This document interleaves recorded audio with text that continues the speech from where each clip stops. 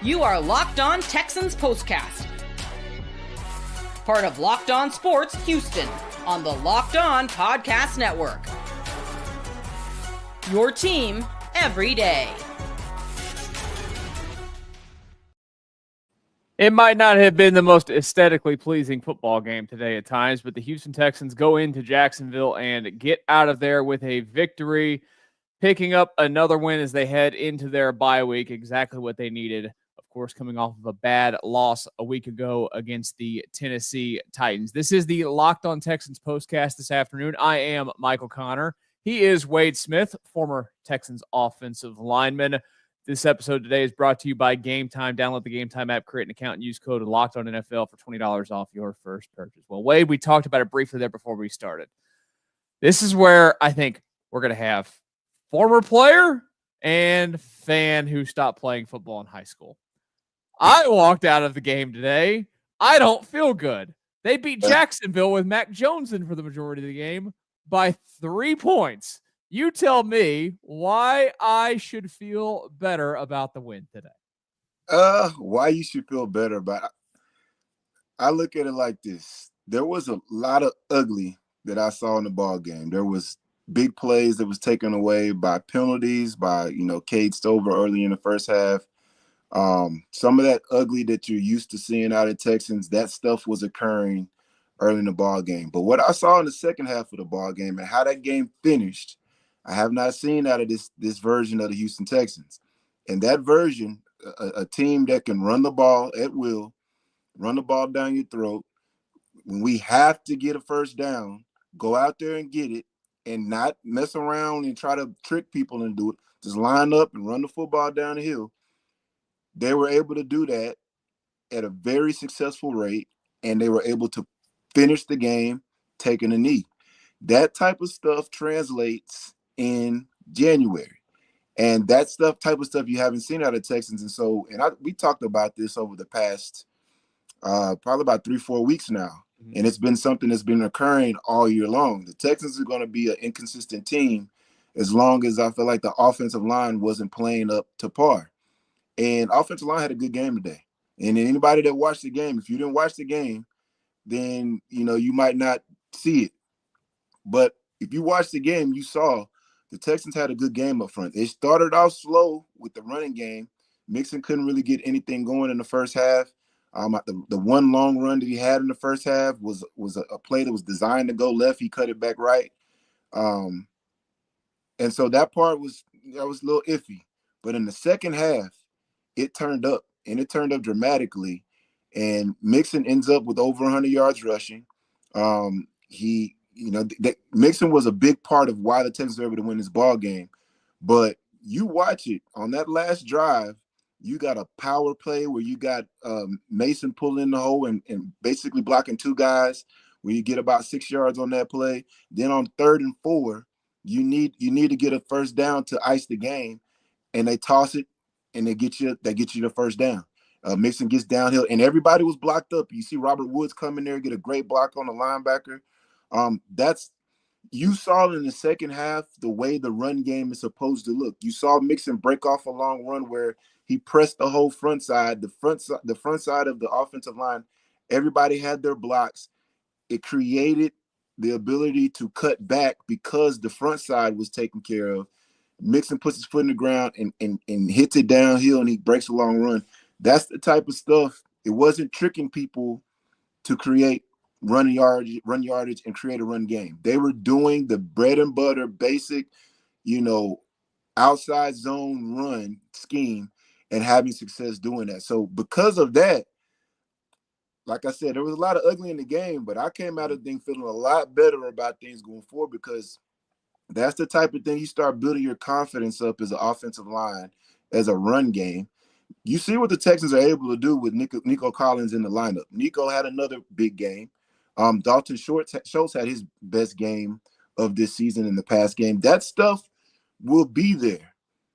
But if you got that run game, that translates in the playoffs. And so that part of it, that was the ugly that you like to see. That was the ugly where the team you were going against knew that you were going to line up and hit them in the mouth, and they couldn't do anything about it. And you did what you wanted to do, how you wanted to do it, when you needed to do it. And that part is that good ugly. So I'm not mad at that at all. And there's a lot of stuff we can talk about with this game because, there was a big fracas that happened with Trevor Lawrence hit and Aziz, and Twitter just went nuts, and you got broadcasters, guys that were known for being very physical football players acting like they didn't play the game at one point, and talking about Aziz as if he was just this terrible human being. There's a lot we can get into with that, but at the end of the day, the Texans got the dub on the road, and they ran the football to win the game. And those things you haven't been able to say out of this version of the Texans. So because of that, that was that good ugly that I like to see. Yeah. I think one of the reasons why I today don't feel like unbelievable about the victory, again, this is the fan inside of me, and you get down right now. My overall feelings about the football team aren't great. I will completely admit that. Losing to Tennessee the way that they did, injuries have happened. That happens to every team, but they've had some key injuries throughout the season that have just made things feel worse. The offensive line issue, you mentioned it. They did play a lot better today. CJ only got sacked twice today. And one of those was definitely on CJ. Yeah, and the Texans didn't have any sacks today of either Trevor Lawrence or Mac Jones, is really crazy. But, early in that first half, I felt like coming into this game, you knew that Jacksonville was horrible at stopping the run. Now, I know that Jacksonville is going to sell out to stop the run, right? Like, they know that you're great at that. The identity for this football team after, 13 weeks, we know this. They're going to win on the back of Joe Mixon and the defense stepping up and making plays, right? Yeah. And like you said, nothing's going to change. Like, if they're going to make some sort of run, it's going to have to be Joe Mixon plays out of his mind in January and the defense plays out of their mind. Am I wrong for having that assessment? I don't think you're wrong for having that assessment. I do believe that the Nico Collins part of it is something that it plays into Joe Mixon being able to have some of the success that he's going to be able to have going forward if the Texans are going to be able to go on a run. That part of it is important. CJ Stroud getting his confidence back as far as pocket presence and not getting hit all the time, all of that type of stuff.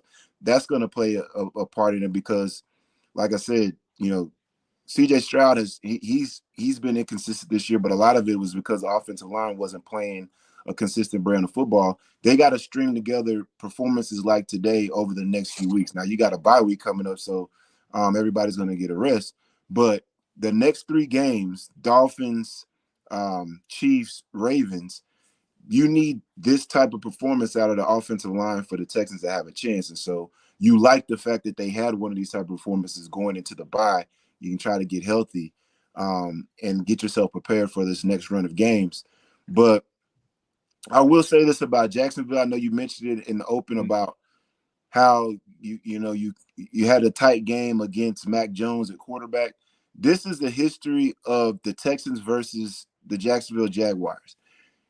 Their quarterback gets hurt earlier in the ball game, and the backup comes in and plays much better than the starter. It happens. You don't have to remind me of David Garrard, man. I don't need those memories. So many times when I was there, so many times since I've been watching him post-career, where you play in Jacksonville and the starting quarterback gets hurt, and you're like, damn, because that starting quarterback is a bad quarterback and has been playing bad, and he's having no success against the Texans at the time he gets hurt. And then the backup comes in, and the Texans have a hard time adjusting to the new guy, and the new guy has success. Now, Mac Jones didn't really have that much success until probably the last 2 drives of the game, but it's still, he was playing much better than what Trevor Lawrence was before he got hurt. And so to me, I chalk that up. It's like that. This has happened so many times over the year that I'm just like, damn, here we go again. Like the backup is going to come in the game and play better than the starter was. So I don't even hold that too much against the defense because it's just something that always happens. Like I said, when I was on the sideline playing for the Texans, as soon as who was it? I think it might have been Chad Henne was the backup quarterback. Or maybe it might have been Chad Henne or somebody like a Chad Henne. Can't remember, but this is like 2012 or whatever it was. We're going to beat up on Jacksonville. All of a sudden he comes in the game and then it's a ball game. And we end up winning. But it was just like it was the defense that always looked good. All of a sudden, didn't look good against this backup quarterback that they didn't. It was game. Henne. Was it Henne? Yeah, because Blaine Gabbert was the starter that year, and then Henne ended up playing 6 games. Yeah, and so that stuff, and it's happened since then multiple times. So I chalk that up. The defense played well, especially in the first half. Stingley had another big ball game, got a pick, had about 3 pass breakups. He did get beat once on a play that Mac Jones overthrew the receiver. But I just think for the most part, man, I was disappointed in the fact that the D-line didn't get any sacks, but the defense changed once Azeez went out the game. And that's something that we've seen with this defense. He's such a big part of what they do, stopping the run, because Jacksonville was having struggles running the ball before he went out of the game. As soon as he went out the game, they were getting 5s, they were getting 6s, they were getting 8s, they were getting 4s, they were getting 5s. And so that kind of kept them in the running. And then eventually when they had to throw the ball, this Parker Washington kid, I don't know where he came from. You know, you thought it was going to be Thomas this week because last time he played Jacksonville, Thomas had a hell of a game, and he still made plays and had a good game this time, but it was Washington that had over 100 yards. So that part was disappointing. But like I said, throughout the game, it was good to see Kyrie Fairbairn get back on track and make field goals and make big plays and be the guy that we've known him to be. But like I said, the thing about this game that encouraged me the most was the fact that they were able to run the football when they needed to run the football, when everybody knew they were going to run the football. Joe Mixon gets downhill, he stretches it, puts his foot in the ground, gets downhill, gets the yards he needs to get, and in the possession, the 3 downs before that, he gets the first down and stays in bounds to make just smart plays like that. Yeah, that was really smart. Yeah, that's this type of stuff that wins you ball games when it matters the most. And so that part I was encouraged about. But like I said, there was a lot of stuff that happened in that game that you were like, more of the same here, some of that ugly stuff that you had seen and that we've been seeing over the past few weeks. And then the fact that Jacksonville was able to make it a game at the end, like the defense has got to shut the door. Yeah. The drive before, when the score was still 20, I think it was 23-12. Like they needed to go ahead and shut the door then, as opposed to giving them another opportunity, them scoring, and then they shut the door after that. So there's always things that you got to get better with. But, you look at Jacksonville, you say you want to blow them out. I get it. The line was what? Oh, I don't even remember. I'll look it up here. It started off really like at 5 or something, but it ended up 3.5. I don't know what these guys know about what's going on with what, but these scores end up being very close to where they predict. And so, I just think that the thing that I'm going to focus on is the fact that the way they finished the game, the second half run game, that stuff translates to the playoffs. And that's what the discussion is about with the Texans. Like, are they for real? Are they one and done? What type of teams is going to be? It did get down to 3.5, by the way. It got down to 3.5. Yeah. So in by 3. So that's just one of those things where on the road, they kind of you lose 3 points by being on the road. You're a touchdown favorite in this game. So, and that's what it ended up being. They lost those 3 points or whatever, but they won the game by 3 points. But I just look at it. I'm going to focus on the fact that, hey, the Texans finished the game the perfect way to finish a game, especially coming from my perspective as an offensive lineman. Put the onus on us. Put it on our back to finish the game. Overall, the offensive line had a good game from beginning to end, and they finished the game the right way. So I'm going to definitely harp on that, because in the same way that I'm very disappointed in them in the weeks before and how CJ was getting his head knocked off and having to run all over the place and you couldn't run the ball at all, today wasn't that. And so you got to give credit when those guys do it the right way. I was very, very encouraged with how the offensive line played today and how they finished the ball game. Well, let's talk about the hit that's going to get a lot of attention from today's football game. We'll do that here in just a brief second on the Locked On Texans Postcast. Hey, Locked On Texans fans, I know you're like me and your holiday shopping list is, well, let's just say far from complete. Well, if that's the case, I've got the perfect gift for the passionate sports fan in your life. Perhaps you've heard of the IceShaker. IceShaker is now officially licensed with the NFL NHL, NBA, NCAA, and MLB will make the ideal gift. Created by and used by the Gronkowski brothers, IceShakers has sold over 1 million bottles. They have changed the game with workout bottles, and this is the gift you've been looking for. Go to IceShaker.com and use the code LOCKEDONNFL at checkout for 25% off your order. They've had so many great reviews out there, and they get these things to you quick. And oh, by the way, they're customizable. You can send your logo. Check out their custom shop to customize your favorite bottle. Turnaround time on custom bottles is 3 to 5 days. Order your team brand and bottles at IceShaker.com and use code LOCKEDONNFL for 25% off your order. IceShakers, show your support for your teams with the best branded workout bottles on the market. That is IceShakers. One more message before we get back to our Texans discussion. Let me tell you right now about BetterHelp. Look, it's okay to admit that, sometimes in life we all need somebody to be there to talk to. And that's what BetterHelp is here for you to do. If you've ever thought about starting therapy, well, give BetterHelp a try. It's entirely online. It's designed to be convenient, flexible, and suited to your schedule. Just fill out a brief questionnaire and get started by getting matched with a licensed therapist and switch therapist at any time with no additional charge. Find comfort this December with BetterHelp. Visit BetterHelp.com/LockedOn today and get 10% off your first month. That's BetterHelp.com/LockedOn. Locked On Texans Postcast following the win today over the Jacksonville Jaguars. I am Michael Connor. He is former Texans offensive lineman Wade Smith. The Texans improved to 8-5 on the season. They will have a bye next week. We will still take a quick look ahead at the next game, which will be against the Miami Dolphins out of that bye. It's nice that I bet they feel pretty good about having a bye. What was the latest bye you ever had, Wade? I don't remember, but definitely not this late. Like this is super late. The season. It's a long time. You always hope that you get it around somewhere between week 8 and 10. This week, 14? Yeah.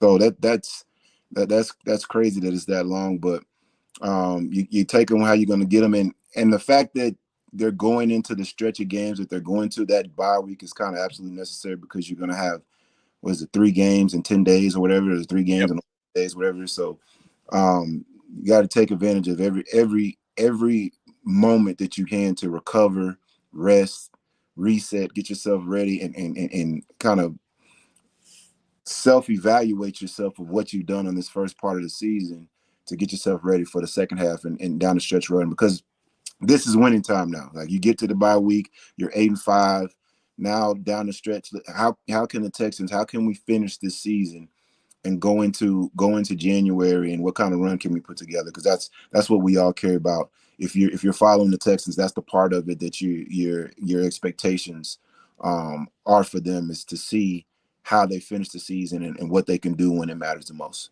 Yep. All right, let's talk about the hit today. Azeez Al-Shaair with the hit to Trevor Lawrence as he was giving himself up and sliding on the play, knocks him out. I would assume at this point Jacksonville's going to be like, okay, man, we're not putting you back out there this season. You got too much money invested in you. You got a shoulder issue already, and then you just took a hit to the head. I know that, and I'm interested to hear where you're at here, because like you mentioned before with it briefly, the broadcasters and people on, the instant react. I always try to we just stop for a second before I react to anything in life. I think that's the best thing to do. Today's football is governed by protecting the head, right? Like, that is their number one task in this sport, because they don't want a bunch of guys when they're older having head issues and coming back and suing the league, right? Like, that's what the NFL's objective here is. I mean, they do want you guys to be safe. It's a dangerous sport, but they're also watching their backsides, their wallets all the time with this. The rules today are, if you touch the head, basically, you're going to get penalized for it. You open yourself up to ejection from the game, suspensions, fines, all those things. Based off of the rules, he broke the rules, right? He led with the forearm, with the fencing position. He hit him in the head. There's every right for him to get, in my view, and I think based on the rules, to be ejected from the football game based on the way that they rule this thing now. I didn't love the look of everybody fighting about it afterwards. I understand that it's a sport and it's emotional and you can't control those things at times. Like it's such a heated, testosterone-filled game. I was really kind of disappointed that the coaching staff wasn't like out there screaming at their players, get your ass back over here. Like this isn't what we need to be doing right now because we're, not crushing Jacksonville like we should. But overall, it's just a bad situation. Everything about it wasn't what the Texans needed. I just wanted to get after I got my spiel out of the way, your thoughts on the hit and what comes from this. I would imagine he's probably going to get suspended for a game. Yeah, I wouldn't be surprised if he gets suspended. Listen, I have a hard time being very critical of defenders in today's NFL. There was an NFL that I grew up watching. There was an NFL that I played in, and then there's the NFL today, and they're night and day. Mm-hmm. What was applauded, what was acceptable, and what is villainized now. It has changed dramatically. The football that I watched growing up, I don't think that's a penalty. Yeah. The football that I played, it's going to be especially towards the end of my career, it was going to be called a penalty. But now it's looked at like you're a terrible human being because of a bang bang play. And people stop videos right at the moment where they're the farthest apart and, steal shots and all that type of stuff. Like I remember being on the sideline and a coach looking at a still shot of the picture and say, well, why didn't this get blocked this way? And it's like, dude, it's a picture. It wasn't like that live, full speed. You cannot react the way that people think you should be able to react. And so I have a hard time, and I'm very much so like protect my quarterback. The reaction by the Jacksonville team, I expected. If they didn't react that way, I would have had a problem with Jacksonville. The reaction that the Texans players had of protecting their guy, I expected. If they didn't react that way, I would have had a problem with those guys. The reaction by the coaches, I know you said that, you wish that they would have been yelling at them, get out of all that. Yeah. Everyone out there on the field are grown men. So you have to understand that they're not all going to listen, right? It's not that they're all going to listen, but there's a way that you speak to people and there's a way that you don't speak to people. If you speak to people a certain way, you have to be ready to deal with the potential backlash of that. People might say, hey, well, I'm just telling you, in the heat of the moment, in a situation like that, the job is to try to de-escalate, not escalate a situation. By yelling in someone's face when they're already on 10, that doesn't help the situation. So I don't have any problem with what the coaches did either. They broke it up. It is what it is. They did a better job of breaking that up than what I did and what we did of breaking up Andre when he beat up Finnegan. Well, hey, nobody in the world was against that fight. We all were down with that one. Right. But see, people are taking the fact that, Finnegan, people don't like him and he got what was coming to him. And then Lawrence, he's a golden boy quarterback. He's defenseless. Quarterbacks have to be smarter than that. The game happens like this, and this is the problem with the situation. There's a lot of things that come into play.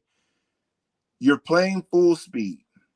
Everything is happening this fast. If you watch the play, you watch it. He slides, and his head drops maybe 2 inches before he's upright and he gets contact. Maybe 2 inches before that moment where the launch is already starting and he's dropping his head level. It's very, very, very quickly. If you're gonna give yourself up, give yourself up. That's what I'm saying. If you're gonna give yourself up, give yourself up. The play was called correctly. It was a personal foul, head and neck area. He had the whipping action. Kicking them out of the game. That's the rules. That's how it's supposed to be. But if you don't want to get hit like that, you need to give yourself up early. And the problem is I've seen quarterbacks take advantage of that situation, that rule, and get away with it, and nobody says anything. People complain, but nothing happens. I've seen Pat Mahomes do it multiple times. I've seen Josh Allen do it. Big-ass quarterbacks that are tall that are running full speed that will truck your ass if you let them. And I'm a defender, and I'm expecting that defender to know exactly how to react in this moment, last second like that.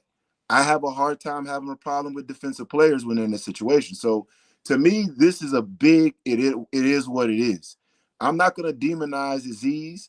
I'm not going to, the refs did the right thing. The players' reactions were the right reactions. That was just, it is what it is. I'm glad that that Trevor Lawrence wasn't seriously hurt, although he got a concussion and it was bad, but he was able to get up on his own. And I think that everything's right. Hopefully everything's right with them in the long term. But that's one of those things that just like it's football and stuff like that happens. And it's very difficult for me to hold a defensive player's foot to the fire when you slide. It wasn't like he slid low. He slid high. If you just watch the play, you can watch it. Yeah, he was up. Fast motion, fast and slow motion. And so if Azeez, and I teach my players when I coach football that your eyes are supposed to be on the near hip, right? Well, if the hip goes from 10 inches high to 8 inches high, it's still it's real ready to go. As opposed to if it's 10 inches to 4 inches, then you can see, oh, he's sliding. And it's happening very, very quickly. So it's very different. And I never played defense at the NFL level, but I did play offense at the NFL level, and I know how fast things happen. And I know that there has been times where I went to go cut block somebody, and as I'm in the air, I realized that one of my teammates is blocking him high at the last minute, so it ends up being a high-low. I get fined. I get a penalty. I deserve the penalty because it's a high-low, but in the moment, you cannot know that that's going to happen. And while you're in the air, you might realize it's happening. It's too late. You're in the air. You can't stop your body. So from that perspective, I'm not going to demonize Azeez. I'm just not.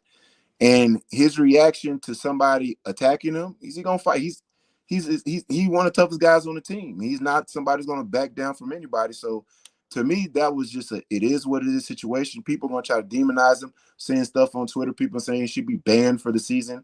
Get out of here.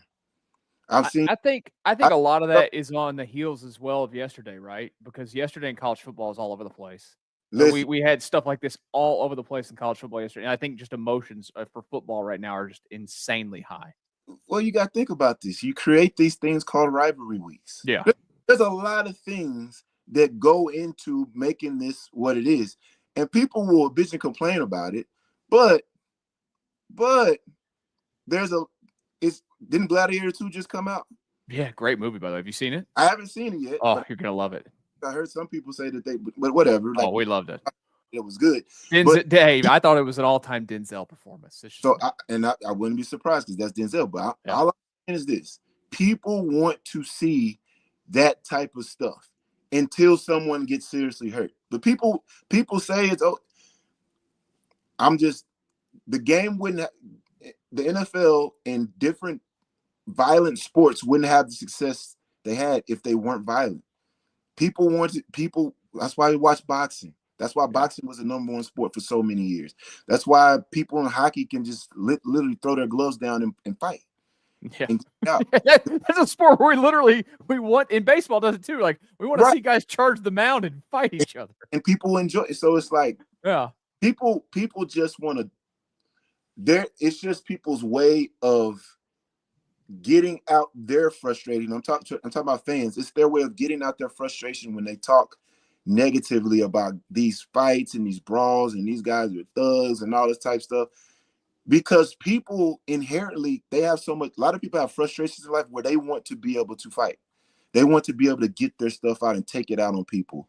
And so on Twitter and places like that, they get it out that way. They use their voice to do it that way. But a lot of these people wouldn't be fighting in real life, but people do fight in real life because they try to get that stuff out. So I think people try to demonize college football and all this stuff and call people because they're planting flags.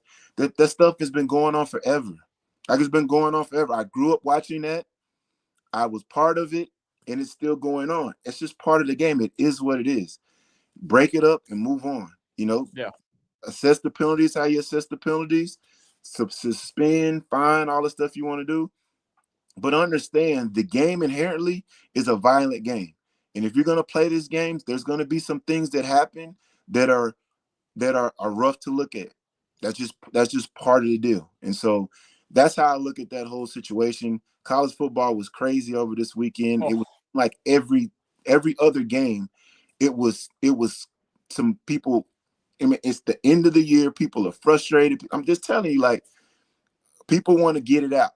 And when there's opportunity, people just look for reasons to get out. And so it was amazing. The one game that you might expect it in, the one game that hadn't happened in like 13 years, it didn't happen in. Stark told his guys to get the hell away from the logo. Yeah, it was a good job by Sarkisian. It's been like, hey, we came into Babylon and got the dub. We came into the belly of the beast and got the dub. Let's just go home, because that's a tough place to win a ball game, and that place was electric. If anybody watched that game, like I was getting chills, like thinking about memories of growing up watching that game, and for it to be back, it was awesome to see Texas and Texas A&M play it again. But hey, it was a good job by Sarkisian getting them from doing that. But I wouldn't have been surprised if something like that jumped off there either, because there's so much emotion. You get so geeked up, you get so everything. And when it comes to people talk about brotherhood and teammates and all that type of stuff, you don't see brawls with teams that don't care about each other. And what happens when it gets jumped and they just be like, oh, he shouldn't have did what he did. Nah, these guys care about one another, and you protect your brother. Somebody's getting attacked or something happens to them that's wrong, you're gonna go protect them. That's ball, and that's part of the reason why people love it. And it's, you know how it is in sports. It's a love-hate relationship, and people are going to complain, and people are going to talk negatively, and people are going to love on it and talk positively. And that's why we're able to talk about sports, and people will watch, because they care about the game. People are emotionally invested in it, and when emotions get involved, sometimes things bubble over and go over the line. And I do think that that's a situation that happened with the hit on Trevor Lawrence, that, hey, it was a bang play. The reaction was the reaction because you saw the result of him being hurt like that. And so I expect his teammates to have his back, and I also expect the Texans teammates to have their guys back.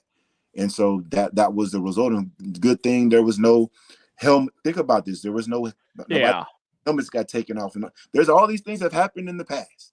So a lot of people think, oh, this is just things are going crazy now. Nah, this is the game that we play, and sometimes it gets above, it goes over the line. And today, was one of those situations. And I think those guys, if they have opportunity, they'll be able to chop it up and no harm, no foul. Because, like I said, it was a bang play. It wasn't like if you even watch the play, Aziz shuffle, dive. It was like the shuffle, dive. By the time he started the dive,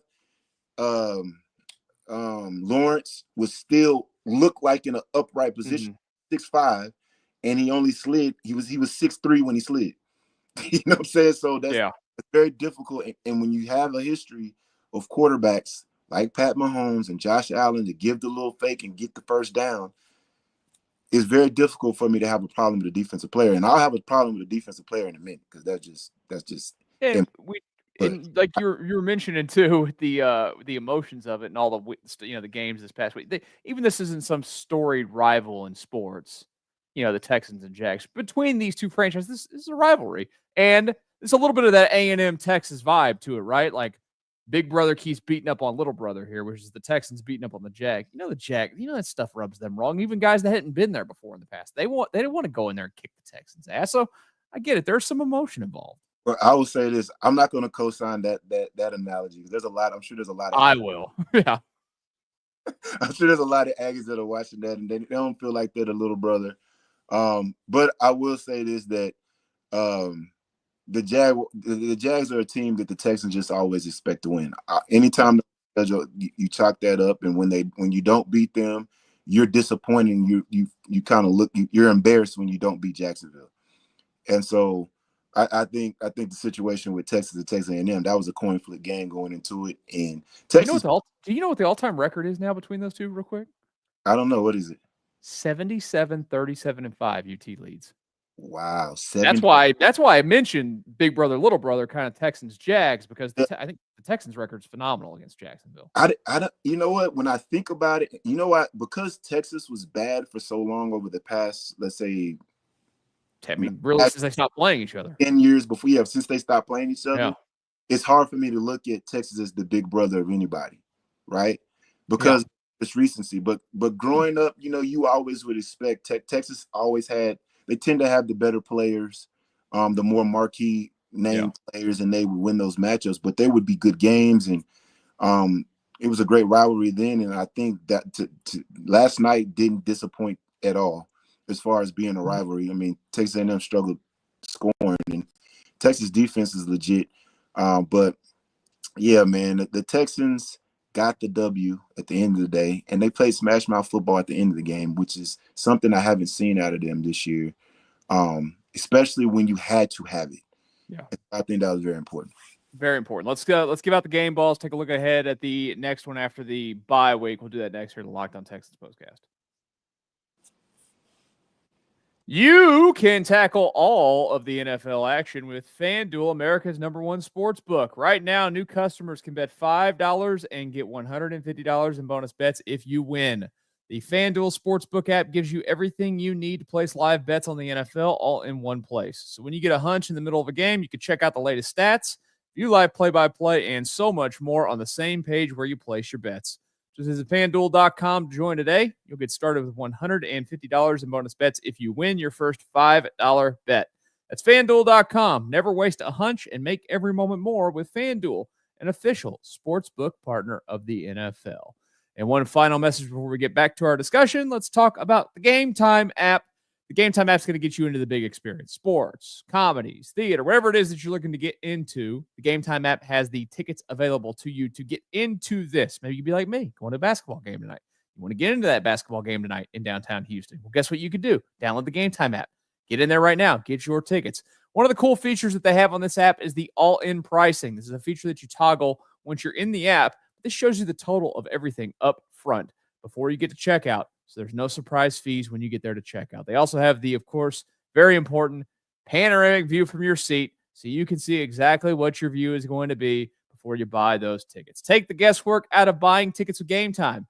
Download the Game Time app, create an account, and use code LOCKEDONNFL for $20 off your first purchase. Terms apply. Again, create an account, redeem code LOCKEDONNFL for $20 off. Download Game Time today. What time is it? It is game time. Locked On Texans Postcast for a few more minutes. I'm Michael Connor. He's former Texans offensive lineman Wade Smith on a very, I think I'd probably qualify overall today, even though you got the win and everything. It's just an odd day because it was so weird in the first half. And then, you did find your way to points in the second half. There's the hit that we've been talking about. But they got the win. They're 8-5 on a day where, now I know that they have the tiebreaker over them, but Indianapolis did win a football game today. As well. So you keep that 2-game plus your tiebreaker over them. The Texans, it would take a colossal collapse plus the Colts getting red hot to probably lose this division. Now, it's not impossible to have a tough end of the season with the schedule. We'll talk about the first game in that schedule here in a couple of minutes. But Wade, you always like to give out your game balls after a win. And, well, you didn't get to give them out last week. So who are you giving them to today? Did not. I got to do my first game ball to Joe Mixon. Joe Mixon, it seems like when the Texans win, Joe Mixon gets a game ball. Today was no different. He had over 100 yards rushing, finished the game with the ball in his hands. When he had to have it, he carried the ball for 2 first downs, iced the game, caught the ball out of the backfield as well. I think he had 4 or 5 catches out the backfield. Mm-hmm. He's a tempo setter. He's a guy that the Texans are going to go to when they're struggling. They're going to go to him, and when to finish a ball game, they're going to go to him. So got to give it to Joe Mixon. Second, I got to give it to somebody that might be a little controversial. I got to give it to Bobby Slowick. I thought Bobby Slowick, the fact in the second half of the game, they scored 2 touchdowns offensively.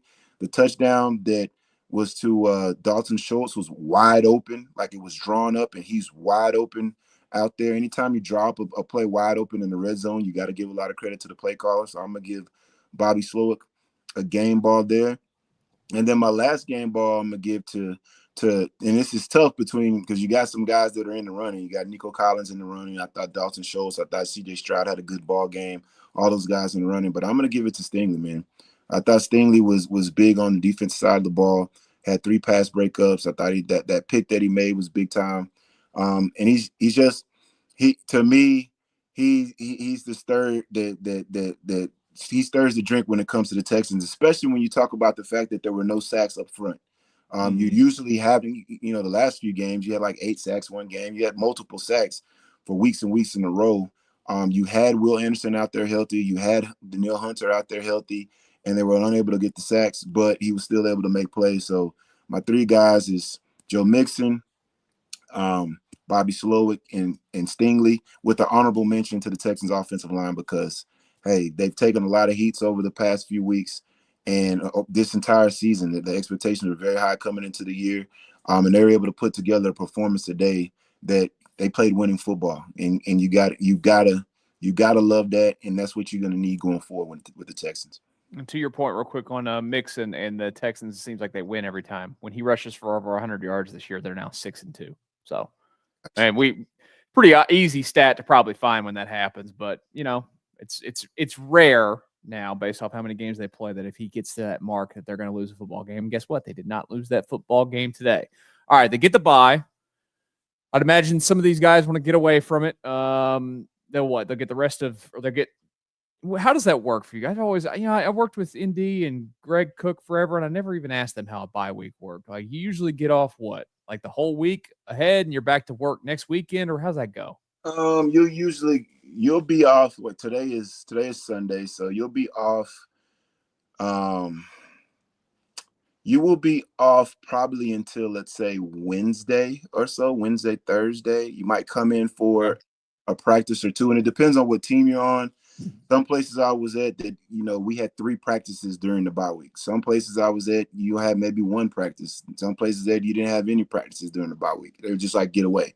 But you would come back early. So like you might, if you don't have many practices during the actual bye week, then that means that you're going to probably come back next Monday and practice on Monday. Like when normally Monday is either a game day or it's a day after the game, that's always a practice day on, following up your bye week. So that's pretty common the way it goes. I would expect them to get maybe a practice or so in. It's an opportunity for the older guys to get rest, for the younger guys to get reps. The way the game is now, because it's so much, they take away the physicality of it when it talks about practice times and the amount of times that you can have pads on. I wouldn't be surprised if they came and did a couple of walkthroughs and just sent them on their way, just to allow them to recover as much as possible. Had some injuries today. I saw Jimmy Ward was out for a little bit, but he ended up coming back.